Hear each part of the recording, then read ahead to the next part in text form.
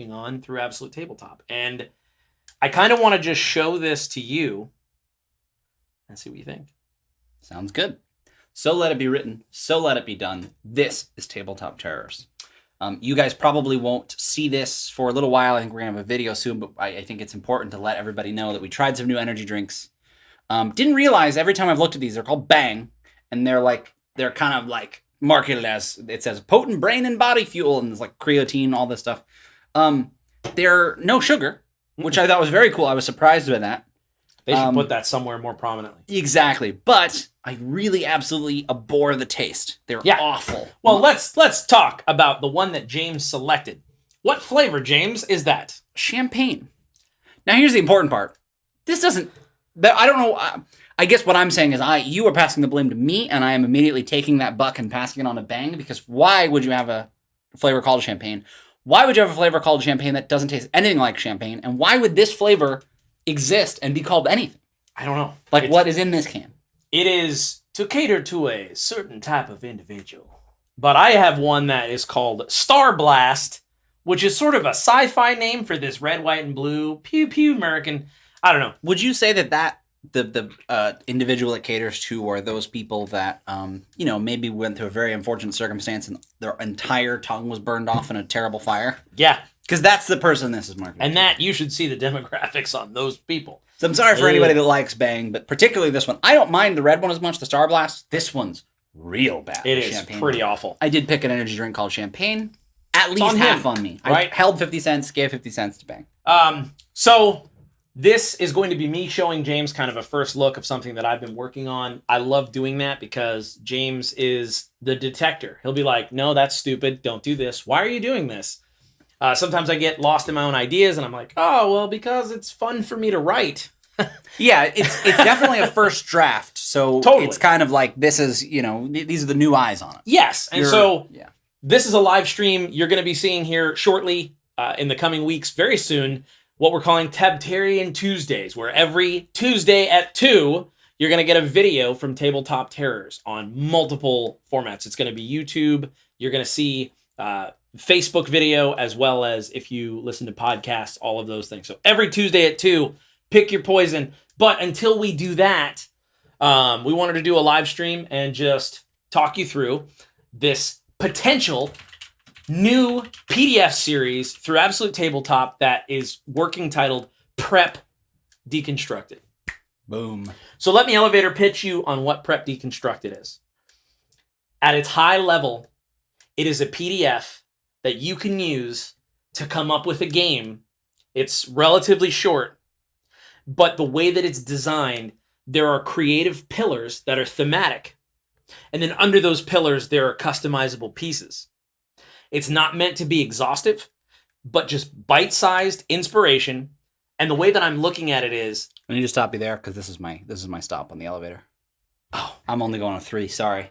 I lock the key and I'm like, you're going to listen to my pitch. You pull the phone out and you're like, I'm calling the fire engine. But it's specifically measured restraint. Instead of making a roll table with 20 options, the roll tables have 4 options. It's to target in and say, okay, no, we're working with less to try to get more out of it. That's the idea. Less is more. Yeah, man, that marketing campaign worked for like a day. Worked for everybody believed it. I don't know a lot of things. So, in fact, can you pull up the chat? Do we have... Yeah, I have the chat. Rob Coletta's here, and he said, how about that Punisher trailer? And I thought it was amazing, and I loved it. Yes. Let me tell you, I actually put that on at the treadmill in the gym, and I will run to that trailer. I think that it is amazing.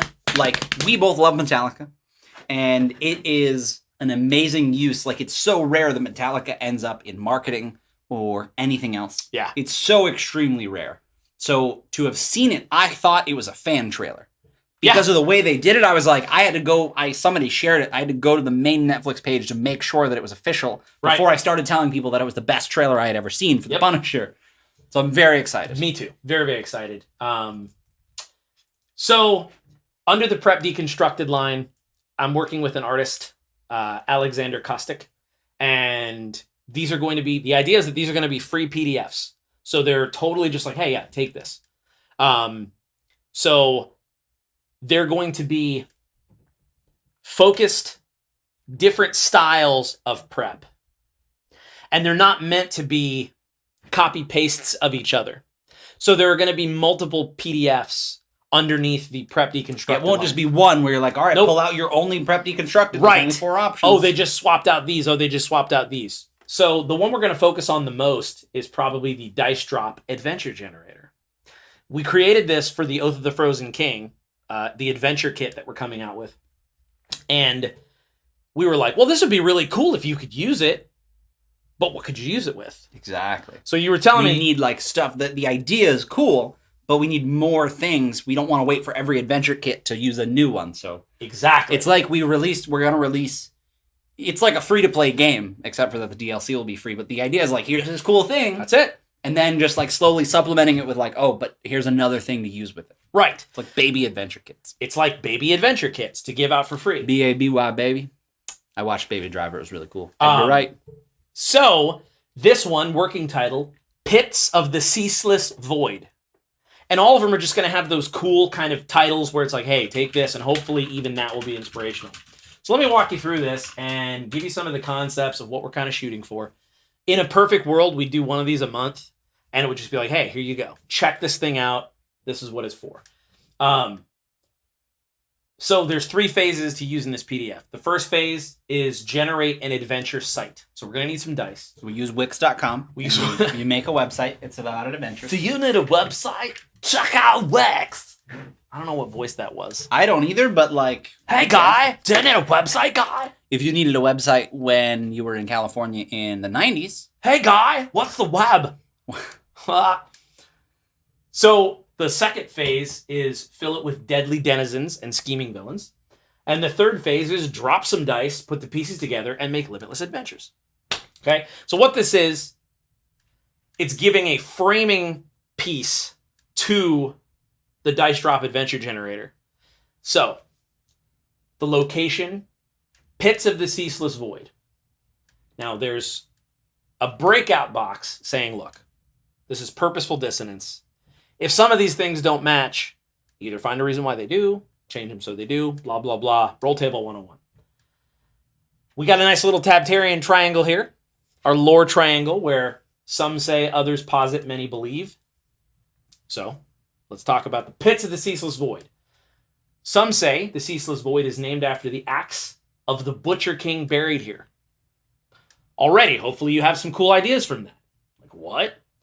Others posit that the Ceaseless Void is the name of the eldritch being that slumbers below it. Right? Many believe that Ceaseless Void is an incorrect translation of its original name, whose actual translation is literally endless treasure or endless torture. So real quick, shocker, a lot of numbers after his name said. So is this a console game? This is I feel like I'm going to go way high level. This is a thing that we are working on to help you, if this is such a thing that you want, create adventures to play in your tabletop role-playing games, specifically for us, D&D 5th edition. Yes. So not a console game, kind of a totally different thing, but you should still hang out and check it out if you like inspiration and being creative. Totally. It's a pen and paper game, and this is just a DLC for the pen and paper game that you want to play. So, we got to come up with an adventure site. That's the first thing we're going to do here. And hopefully you can use this at your table.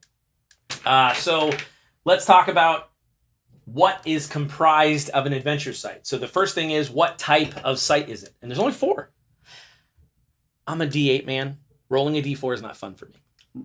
They don't roll, they drop. Right, they just... So I like rolling a D8, and the table is 1 and 2 is this option, 3 and 4. So roll me a D8. And can you also keep track of this on a thing? Like 2, yeah. I'll nodal type pad it down. But we rolled a 2. So this adventure site is a vault. Okay. Now I need you to roll me a D6. This is the adventure site size. Perfect. This is infinite. Well, see, it is the Ceaseless Void. There you go. And that's small, medium, large, gargantuan, colossal, infinite. So infinite is an option because who doesn't want a super dungeon that goes on forever? Exactly. In this case, the Ceaseless Void is infinite. Now the adventure site's age. Roll a D6. 6. Also a 6. It is under construction. Okay. This is the perfect example of purposeful dissonance. If it was just, this is an ancient location, so much baggage comes with that. Because you start immediately plugging in all of the tropes. It's all, I was going to say, in itself is also very tropey based on the other ones we got. Of course it's ancient, but why does it have to be? This is like, it's the ceaseless void when it was being built. You know what I mean? Like, sure. Don't change the location, and I don't know what you're going with here. Whatever you want to do. Change your mindset that it had to be built at some point. Built doesn't necessarily mean scaffolding and dwarves. Built means the god was, put his life force into the earth and it was being created fractally. Exactly. It could mean anything. Totally. But it's under construction. And I think that purposeful dissonance is important to hang on to until you have everything, and then turn the dials. Exactly. Don't turn the dials yet. It's basically the idea. I totally love that. So that is phase 1. So each of these would come with different adventure site types and so on, so that you can come up with unique sites. So that's the first phase, and that's 3 simple roll tables with a few options each. Phase 2, Deadly Denizens. Now, one of the design goals for Prep Deconstructed is to make sure that we give you a piece that is defined with options to customize it. Yeah. I believe that pieces like PDFs and different tools for role-playing games where everything is randomized is not as helpful. It's not as helpful to me. So what we're looking for is we're going to define and establish some pillars, and then the thing within those pillars is customizable. Yeah. That's the point here. So we define the site's current ruler. So we're not going to say roll and see who rules this site. We're saying no, Lady Voss rules the pits of the ceaseless void. But now roll a d8 to see what she is. Exactly. What or who Lady Voss is. Right. So roll me a d8. Ooh. 1. She is a twisted ancient witch. Dude, I love that you're using Notepad++ like you're coding an adventure website. Oh yeah, dude. Define. Did you tag that? Ruler. Equals if then statement. Equals if then statement, Tim. That's going to throw a syntax error, and you know it. No, I refuse. So what's her scheme? Another d8. I pronounce that word shemmy. What's her 4. So she shimmied down the pole. She is looking to build an arcane weapon. Oh. So again, this is Lady Voss, and she is a twisted ancient witch, but she could be multiple other things on this small roll table. Her scheme is to build an arcane weapon, but it could also be multiple other things on the scheme roll table, keeping it small, measured, focused. What is she seeking? A life partner to settle down with. This is a weird roll table. No, but really think it through. No. So what is it, a 5? A 5, yeah. A legendary mirror which can scry secrets. Now, what does this mean to you? Look down there, wherever you're watching, up there, around there, in the comments, and put so far, what is inspiring you? What would you do with this information? But to me, already, I'm like, you could roll on this and get really different answers. Yeah. Really different results. So now, who else is there? This is the site's actual denizens. That's the ruler. But who is in this dungeon, this location?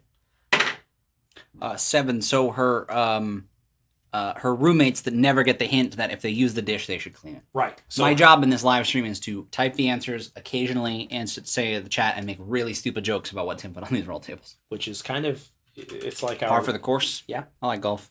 So for real, it was a 7. A 7 is battle savvy humans. All right. Some other, examples of what would be on there. Golems hewn of rock and bone, warped serpent folk. So in this case, battle savvy humans. Now those are the inhabitants. What monsters are there? 1. The ghosts of dead prisoners. I like it. Right? So already this thing's starting to take shape. What the purpose of this is that you can crack open a Prep Deconstructed PDF and just get the inspiration you need to start putting together an adventure, a one-shot, or that next phase of your campaign. So then the hazards, which is like, what is this kind of situation known for? What are the things that are deadly there? Another D8. Real quick. Go for it, yeah. Well, I was going to say Fahad, I hope I'm saying that right. Fahad says, what if the void is the weapon, and that's why it's always under construction? Love it. Brilliant. Awesome. Super awesome. And that is exactly what these are made for, is to come up with that cool kind of stuff. So we're rolling hazards now, 5. So odd non-Euclidean architecture. So what does that mean? MC Escher has a lot of really cool sketches that you can get some good examples of non-Euclidean stuff. That's where the architecture doesn't necessarily line up in scale or in perspective. Stairs that sort of lead, and as they get smaller, they literally get smaller, like weird things like that, which can be extremely deadly if you're trying to traverse an area. And then finally, the secret. That's a D6. 6. Changing it up on me. 2. This location was the staging point to a failed invasion. The forces within serve the vengeful spirit of the ancient commander who led these doomed forces. So already this is kind of lining up with the ghosts of dead prisoners, like all these different pieces. So, and that's the beauty of these so far, is that because you've created a framing device, the Pits of the Ceaseless Void, you're able to make sure that a lot of the things match somewhat. You still can get wildly differing things, obviously. I mean, even as simple as changing the inhabitants from battle-savvy humans to, golems hewn of rock and bone. Exactly. Totally different. But what we learned, and I think we learned this like a long time ago, at one point we were trying to make products and we were coming up with the wrong stuff for people. Exactly we want to come up with the set dressing, and it's up to you as the GM to weave the story, because that's the thing that is hard to randomize, and then you're always going to change. Right. But if you know the golems are hewn of rock and bone, you can fit that in the story rather than trying to base the story on, well, there are badgers that are angry, and beavers that are angry and have their own Nickelodeon show. That's what I favorite I roll table. Oh, I got the Hey Arnold though. Can we do that? Hey Arnold. Oh. Okay, we have. Oh wow! I switched back to the place, and there are some people in the chat. The arcane weapon, Rob from Performance Check. The arcane weapon is designed to break down barriers between planes, thus allowing the void to spread into the material plane. Love it.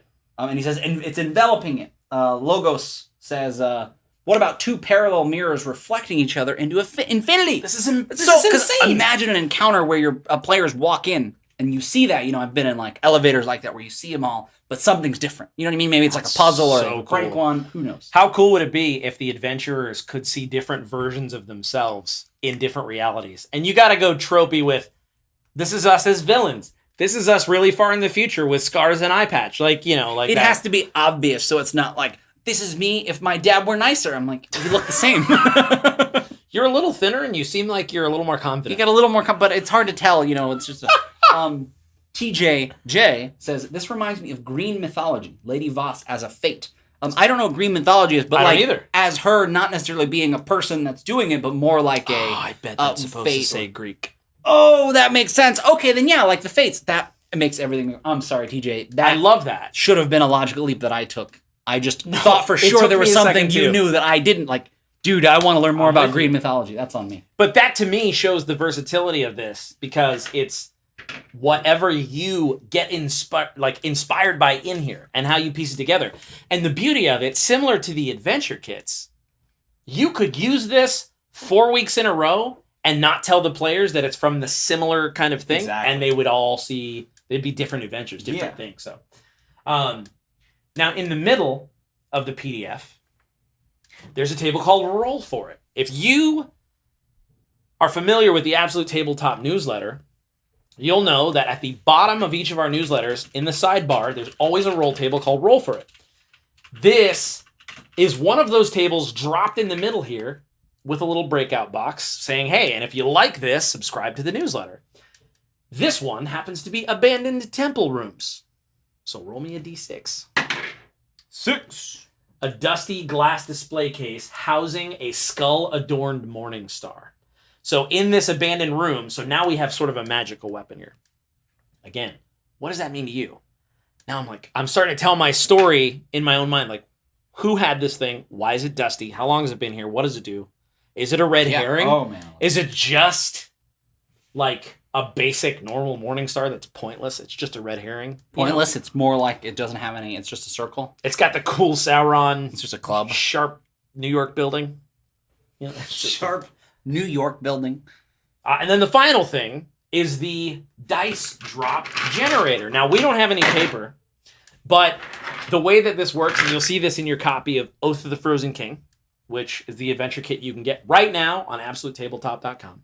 OOTFK. I had to make sure that was the acronym. That's smart. It is. You done real good. Essentially, what you do is you drop the dice onto a sheet of paper. Real quick for the viewers, we have a product called Oath of the Frozen King. The abbreviation, as I just realized, was OOTFK. And then as a joke, I was going to say it out loud on the air. But if you say OOTFK, similar to the way I was, with great confidence and fervor, just, you know what, try it at home and see what that gets you. Yeah. But sorry, so continue. Radio edit. So the next part of this, again, to just introduce another element of randomization, is you grab a fistful of dice. And to be a better game master, you drop these dice onto a sheet of paper, and there are instructions showing you, essentially, here's how you trace the dice. Here's how you connect them. Each one is a room. And then you roll to make them locations. We will also eventually have a video doing this, I believe, right? That's one that's in the hopper. It's in the hopper. Which to me, if You'll I see say that on a hopper, Tabtarian Tuesday. I know that hopper is like a thing, like hopper is like probably anything that holds stuff and feeds it in. Yep. For me, a hopper is from paintball. Just that. Or The little tube. the guy from Stranger Things. Or Sheriff Hopper. Or the bad guy from A Bug's Life. Hopper. I'm Hopper. He's a copper. Hopper. I don't know what color he is, but now you all are incorrectly thinking that he was copper. Boom. Got you. A Bug's Life was the inspiration for Copper. Mike really liked your casual name drops of, to be a better game master, grab a fistful of dice. That was good. No, that's awesome. So what you need to do here, you grab a die, you Mike the Piper. So I need a D4. I need a D6. I need a D8. I need a D10. I need a D12. And I need a D20. I don't know what those are. D4, D8, basically the whole deal. Yeah, every denomination. I have a lot of I have a set of a bunch of dice. So D4, D8, D10, D12, D20 and D6. 20 and I banned D6. We got to start with that. All right. So drop them. You won't be able to see this, but we will. Okay. So essentially what you do, you slide the dice around, making whatever shape you want. You circle them and draw connectors that act as hallways. These can be literal interior hallways or passageways in a forest, etc., etc. And then the rest of the PDF, the rest of the PDF is just giving you what you rolled. So if you drop these dice, they all obviously land on a number. Well, we have a little chart showing you what encounter goes with that number. So what do we got on the D4? The D4 is a 2. So that is the Standing Stones location, and it is a combat. A single... What? Oh, I was just going to explain a little more. The idea go ahead. Is exactly what you said, but when you drop the dice, like you said, we have, one of each. And the idea is you take the D4, and that's technically a room. And again, you'll see this eventually, but so we've drawn, say, a square around this. And that room corresponds to, or this die, rather, corresponds to a specific thing that's going to happen. And there's a roll table for that you've already rolled on, if that makes sense. So it is number 2 for that one. So no matter what, the D4 in this is always the Standing Stones encounter, but it's going to be one of 4 different types of encounters. Exactly. What is number 2? Number 2 is combat. A singular, powerful, and then this is where I think this is kind of cool. This is something that makes it as evergreen as possible. The bottom roll tables have bracketed proper nouns or names, specifically so that whatever you rolled up top can be plugged in seamlessly. Yeah. In this case, what was our inhabitant? Was it battle-savvy humans, I think? Yeah, our inhabitants was battle-savvy. So you just plug that into the bracketed slot that says inhabitants. So this would be combat. A singular, powerful, battle-savvy human who's fascinated with the hazards, which in our case is what? Non-Euclidean geometry? Yes, odd non-Euclidean architecture. Using them to gain an advantage in battle. Boom. So to show you the versatility of the kit, let's do one more. So what's the D6? The D6 was a 1. Okay. So this is a place that we just called Fenn's Workshop. All right. So here, a 1 is an environmental challenge, an unexpected, unforgiving challenge caused by the environment due to the location's age. Which in this case is under construction. So now you could say, okay, since it's under construction, it's an environmental challenge. What does that mean? Boom. That's how it works. And I'm really proud of how that end turned out so that it's so evergreen. Exactly. And I think that's, again, the idea of, okay, so here's how I would describe it. Sure. Random roll tables, if all of these were random, if the name were random and the inhabitants, all of it were completely random and like pulled from anywhere, it's like everything's on one layer. It's like, okay, you just have, it's flat. It's two-dimensional. Hey, that's what I was looking for. It's two-dimensional.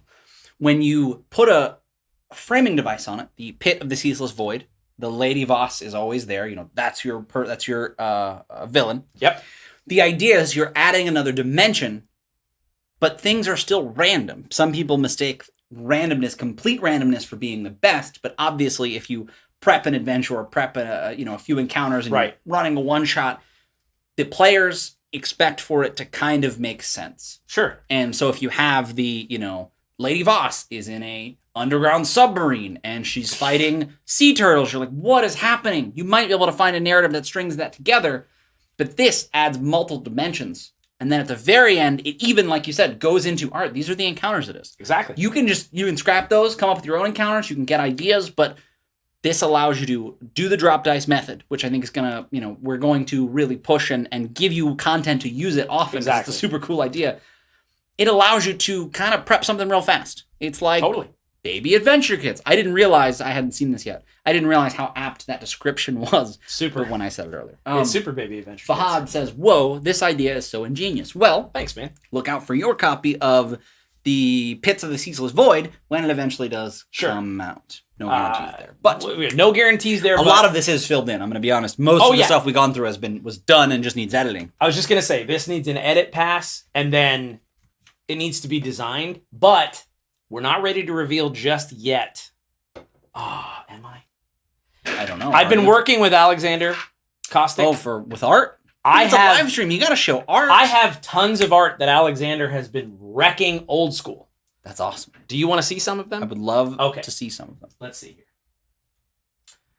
All right, so let me go to the stream, or not the stream. Let me go to my chat with him. Was the dice drop generator in the Oath of the Frozen King beta thing? Oath of the Frozen King, like pre-rules that all the backers got.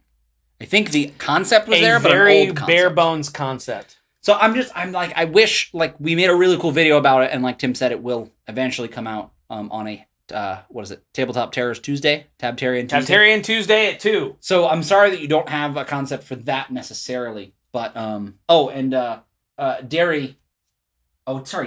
I look like an I because it's a non sans serif font. Daryl the hero says, "Show us." He's salivating, and then he did an emoji that it means salivating. He did colon and F, and it's like he's drooling.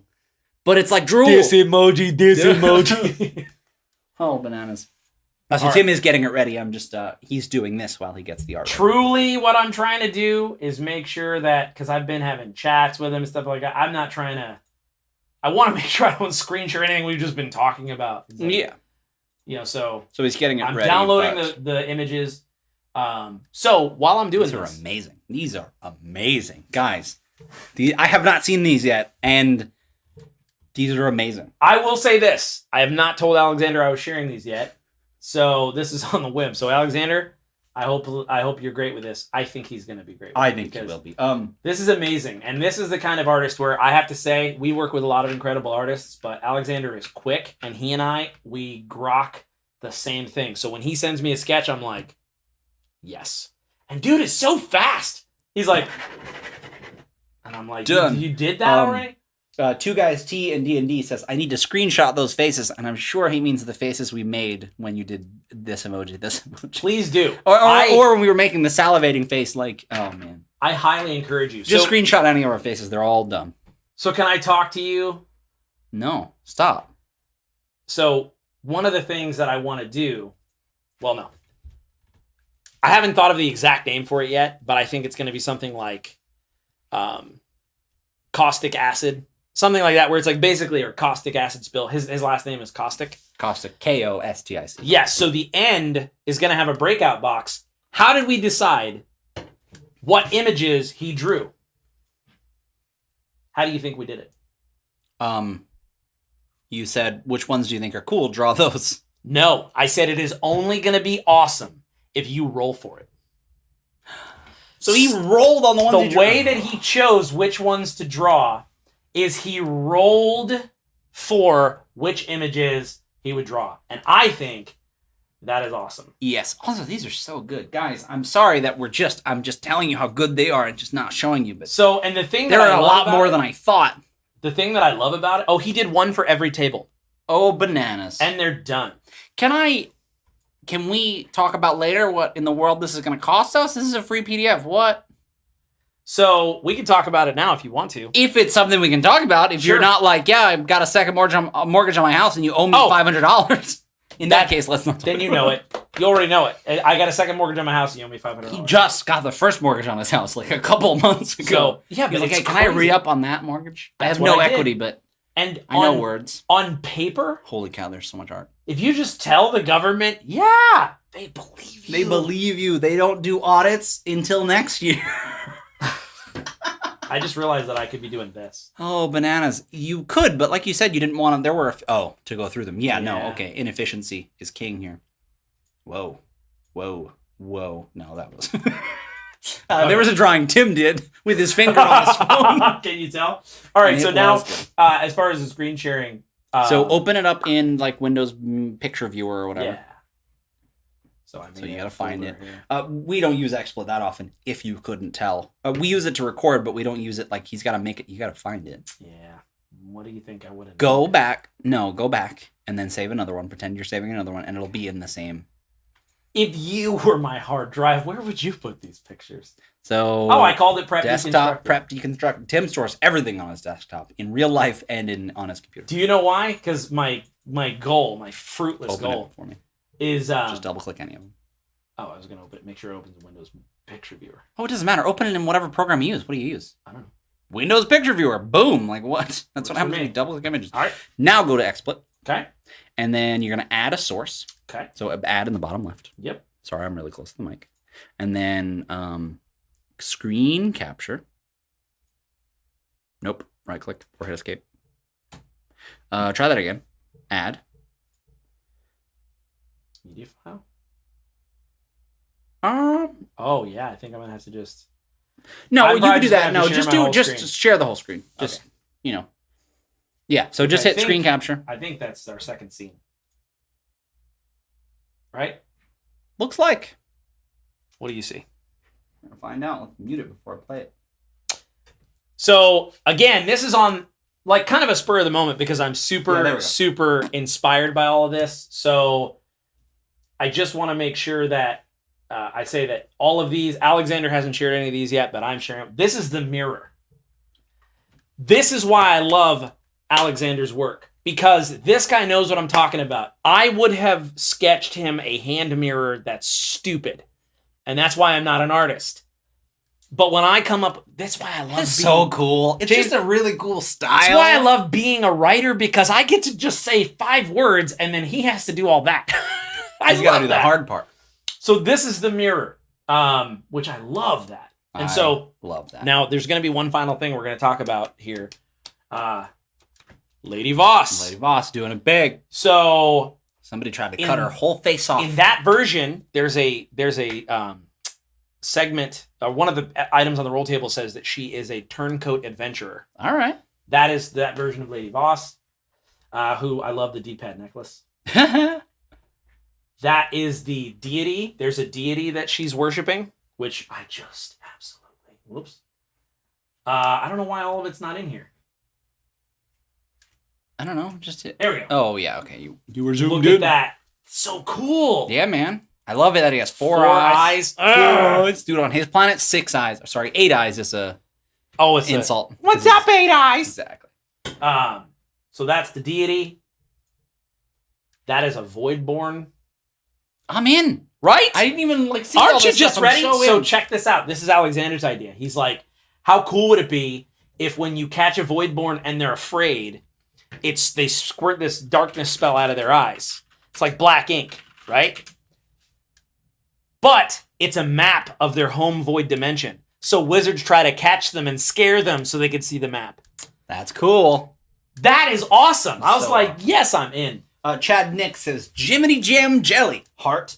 I have been listening and just been silent this whole time, but I can't wait for this. Neither can I. I haven't seen this yet. So there's one more thing. Well, I mean, after you show the picture. Holding out on me, man. I have been working on this thing because the idea. Let me flip to another picture. That's the Golem of Rock and Bone. That is not what I envisioned, but it's so cool. I know. That's why I love Alexander's art. That's why, because he goes 2 degrees beyond a trope drawing of a rock golem. That is awesome. I would use that. I can't wait to run a game for you guys. You know what this makes me say? What? The phonetic version of OOTFK. Oh, the fuck? And then this is the crazy geometry or architecture. All right, yeah. Like, how cool is that with the purple smoke and the blue? I hope Alexander is cool with me sharing all this, is really what I keep thinking. I'm sure he is, but he's going to get people banging down his door to do cool art.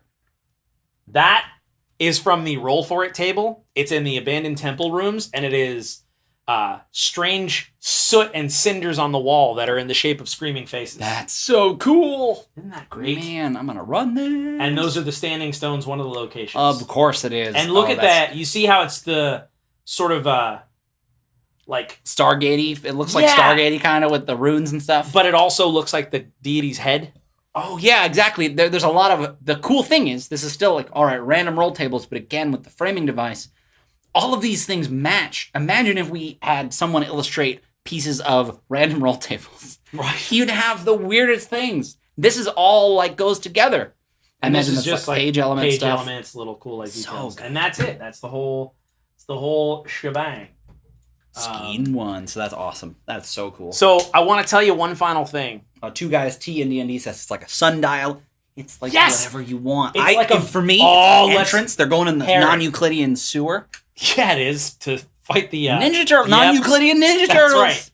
So Harry, it's a void dial. I don't know what that is, but the players are gonna say it, and then I'm gonna steal their idea. That is one of the is best a void things. dial this? That's one of the best things you can do. It's a void dial, and exactly. Oh, it's probably and you're like, yes. This That plus sounds this equals. right. Yeah, Lady yeah. Voss would love that. And then we're gonna sit on this for 1 session, and in 2 weeks you're gonna forget you said all that, and I'm going to cryptomnesia you. So here's the thing. This is the final thing that I am super, super pumped about. These are going to... I want these to look like old, sort of late 70s, early 80s magazines. Tales from the Crypt. Okay. So here's what I mean. So Yeah, I need you to know. I need to know what you mean, because I don't. okay, that's why I was almost hesitant to say that, because it's like, what? So we've already discussed it.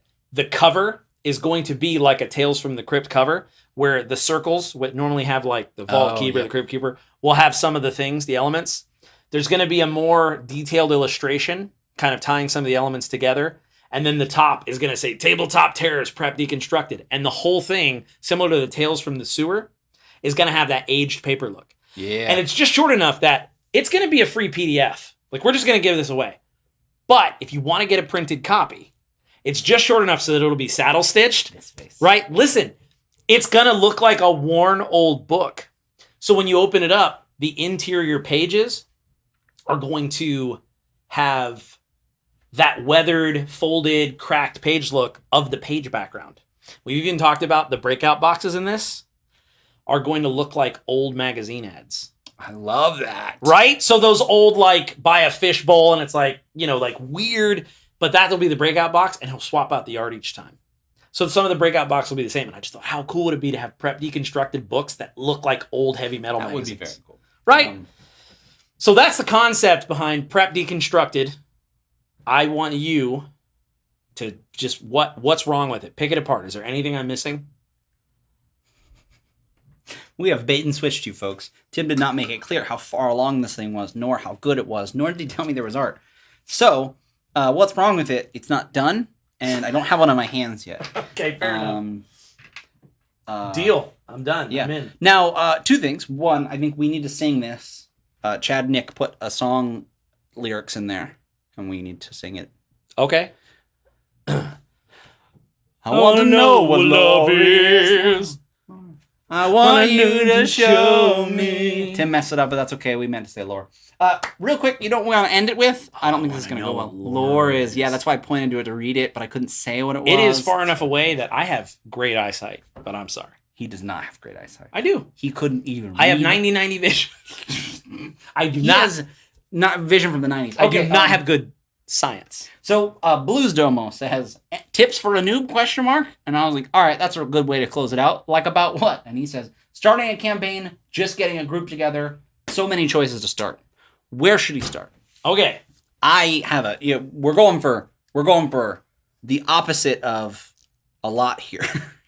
Sure. So I will give you, I will give you, here's what we're going to do. I'm going to go, and then you're going to go, and then I'm going to go again because you like to have the last word. No, that's cool. That's kind of our deal. Precisely. The secret is there is absolutely no way to do it wrong. So the secret is pick a day and a time where your friends won't flake on you.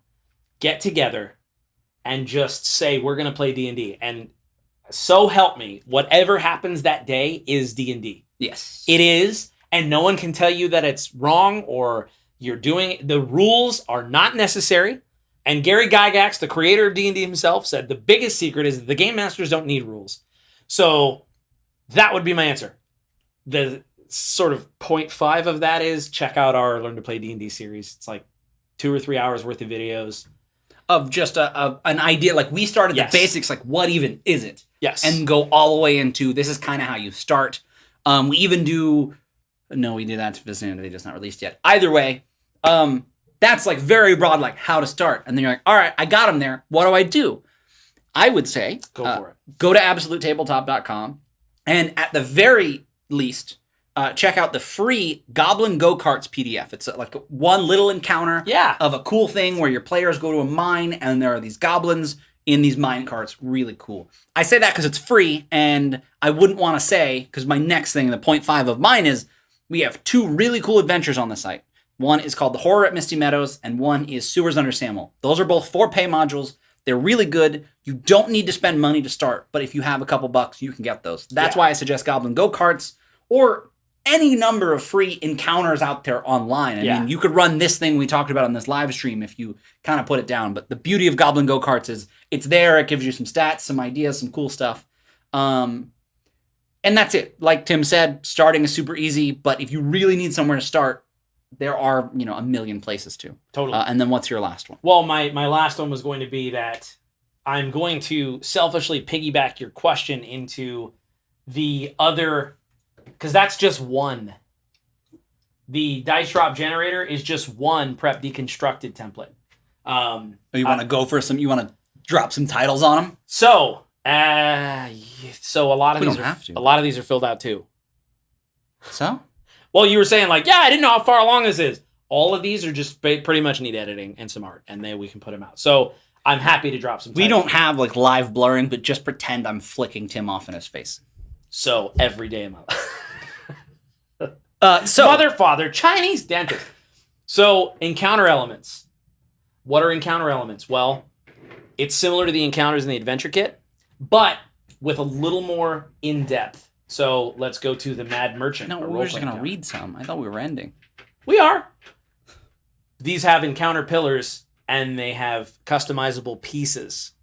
So the motives of the merchant, what's in his wagon, the kind of bodyguard, etc. That's cool, though. Okay, so, no, but what? Here, okay, hey, I got stuff. Thought you were answering the question. We got more things to do now. I was just gonna say that one of them is called campaign starters. No, I meant like names of them. Like I just meant like what okay, their palettes here. Campaign starters: the kidnapping of Elvar Dunnet, astonishing armory. That's gonna be like weapons and armor you can use. Encounter elements: dagger of the Fae. Legendary locations, the Altar of Corrosions, which is essentially it's going to be a partnership with Heroic Maps, where we take one of their maps and then put numbers as zones, and then you randomize what's in the zone that matches the map. Get in the zone. Auto zone. Okay, so all that said, Chad Nick asked us.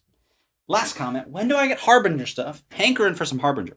To start, version 0.3 just came out of Harbinger, so you can get that playtest. Play it, of course. We just released some Harbinger swag t-shirts on our website, absolutetabletop.com. There are 3 Harbinger t-shirts. We're toying with hats. I'm getting one to sample to test it out, and because I want it to make sure it's of good quality. And can I, as though I were interviewing you and putting you on the spot, are we going to do these for Harbinger? I would love to.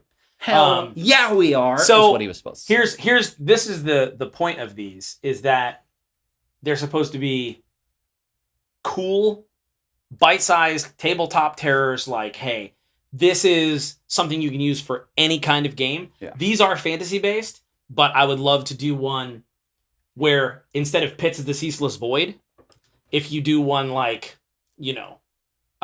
something like Cease of the Pitless Void. Cease of the Pitless Void. Basically.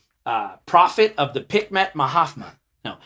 So something like, Underbelly of the Star Slayer. Yeah. And just have these cool ones that you could use for Harbinger, but you could also use for Starfinder. So it'll still be like Tabletop Terrors Prep Deconstructed, but the Tales from the Crypt thing will look more like one of those fantasy sci-fi. It'll have like cool, you flip through it, it'll still look like old magazine, but it'll have stuff for Harbinger. I would say even things like, we won't come right out and say, use this with Numenera, but some crazy stuff with other it'll systems. Just be non-fantasy, so for anything you would want to fit it into. Things like that. So, can I just tell you one that I'm really proud of? No, if you ask me, the answer is always no. Yeah. Okay. So one of the things that I really wanted to do was come up with a cool way to have treasure make sense. Instead of it just like James always mentions, like instead of it being, you find 5 paintings, a ruby, and a gold coin. Yeah, you roll on and you're like, you find a perfectly cut ruby. That has nothing to do with the plot, and you're probably going to forget you have it. Got a ruby? So the idea is to make small PDFs similar. So this is Prep Deconstructed treasure hoards. Where did this hoard of treasure come from? And this isn't going to be the complete treasure hoard, but the idea is this thematic one. So this treasure hoard belonged to a crime family, and it's, you roll for an infamous item, the owner's greatest enemy, so it's how kind the of hoard like was lost. Thematic treasure for people that use it. My main thing is I rarely use treasure, but this would make me use it more, because if your treasure is a plot item, I'd probably be like, oh, you find this thing that ties into the plot, even if it's a one-shot. But exactly. I never have my players find a sack of gold in a one-shot. What are they going to do with gold? Right. And that's why this would make it a way cooler thing to have from a story standpoint. Yeah. So Blues Domo, who asked for the tips and we gave him some, said, the two of you were champions, and we're very happy that you feel that way, and we hope that we were able to help you. Let us know. Email us at tabletopterrors@gmail.com or jump in the Absolute Tabletop official group. Mention who you were and what you did, and tell us how it went. Yeah. I am absolutely personally curious how it goes, whether you grab Goblin Go-Karts, whether you get some other free thing, whether you buy the D&D starter kit, another great place to go. Yeah. And then Fahad asked, and I think we can kind of end with this one. Okay. Any plans on doing any more world building vids for Dead Man's Guide?